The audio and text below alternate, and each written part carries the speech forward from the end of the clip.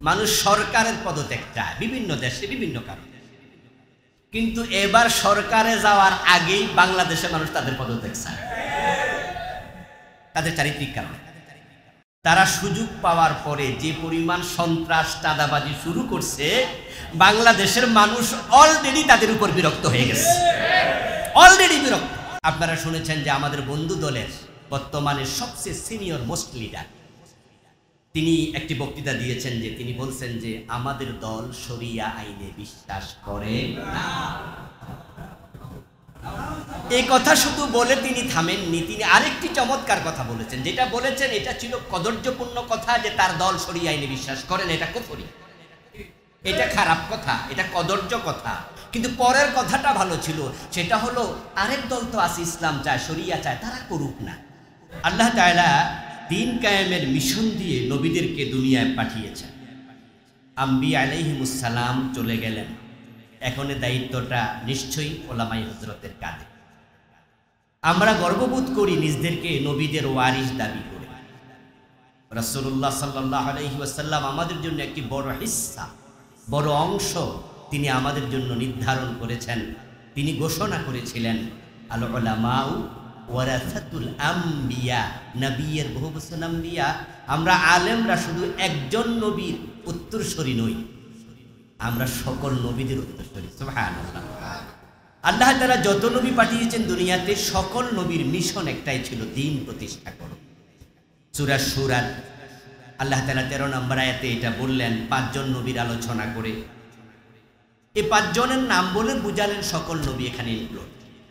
নূহ আলাইহিস সালামকে দিয়ে শুরু করলেন, মুহাম্মদ সাল্লাল্লাহু আলাইহি সাল্লাম পর্যন্ত আসলেন। এর মাঝখানে কোনো নবী আর বাদ নাই। সকল নবীর জীবনের মিশন যদি হয় দ্বীন প্রতিষ্ঠা, তো আমরা যারা নবীর ওয়ারিস, তা আমাদের জীবনের মিশন ওটাই তো দ্বীন প্রতিষ্ঠা। যেই আলেম নিজের জীবনের মিশন এবং ভিশন বানাতে পারেনি, ওই আলেমকে নবীর ওয়ারিস বলার কোনো সুযোগ নাই। 54 বছরের বাংলাদেশ, আমরা কি 54 বছরে বাংলাদেশে দিন কায়েম একদিনের জন্য দেখেছি? তাহলে আমরা একদিনের জন্য দিন কায়েম দেখি, অথচ বাংলাদেশে নবীর ওয়ারিসের সংখ্যা কি কম? কত সংখ্যক আলেম দেশে, এটা আল্লাহর মেহেরবানি। এত উলামা এই দেশে, দিন কায়েম হলো না। দিন কায়েম না হওয়াটাই প্রমাণ করে নবীদের মিশনে আমরা সফল হতে পারি না। আমরা ব্যর্থতার কাতারে আছি, আমরা ফেল। আল্লাহ এবার সুযোগ দিয়েছে। জুলাই বিপ্লবের কারণে এদেশে দিন কায়েম হওয়ার সম্ভাবনা দেখা দিয়েছে। যদি আমরা জেগে উঠতে পারি, আগামীর সূর্য বাংলাদেশ ইসলামের সূর্য হবে। এ সুযোগ আমাদেরকে জুলাই বিপ্লব এনে দিয়েছে। বাংলাদেশ ইসলামের বিপক্ষে সবচেয়ে বড় শক্তি আওয়ামী লীগ, ওদের সাথে আছে রাম বাম সব। কিন্তু সেই আওয়ামী লীগ জুলাই বিপ্লবের কারণে এখন দেশান্তর, তারা এখন নিজের নামে পরিচয় দেওয়ার সাহসও নাই। তারাই ছিল আমাদের সবচেয়ে বড় দুশ্মন, ইসলামের বিপক্ষ শক্তি তারা। এখন তারা যেহেতু নাই, তাহলে আগামীতে ইসলাম কায়েম করা কি কঠিন না সহজ? এই সহজ সুযোগটা করে দিয়েছেন কে? নিশ্চয়ই আল্লাহ। তুম্মা লাতুসআলুন্না ইয়াওমাইযিন আনিন নাঈম, নিয়ামতের ব্যাপারে আল্লাহ প্রশ্ন করবে। সুযোগ বারবার আসে না, যেহেতু আল্লাহ তাআলা 54 বছর পরে এমন সুযোগ আমাদেরকে আর কখনো দেন নাই। সুযোগ এসেছে, এ সুযোগ এবার কাজে লাগাতেই হবে। আমাদের জন্য এই জুলাই বিপ্লব দিন কায়েমের একটি নতুন প্রত্যাশা জাগিয়ে দিয়েছে, সেটা হচ্ছে জনমনে ইসলামের প্রতি আকর্ষণ। আপনারা দেখতে পাচ্ছেন যে এখন বাংলাদেশে ইসলাম কায়েম হতে পারে, এই বিষয়ে শুধুমাত্র আমরা কথা বলি না, স্বয়ং বিএনপির লোকেরাও বলতে শুরু করেছে। ওরাও আমাদেরকে এখন প্রতিপক্ষ ভাবছে। আর আওয়ামী লীগ দেশে না থাকার কারণে দেশ এখন 2টি সেক্টরে ভাগ হয়েছে। একটা হচ্ছে বিএনপি এবং সমমনাদের, আর একটা ইসলামনাদের।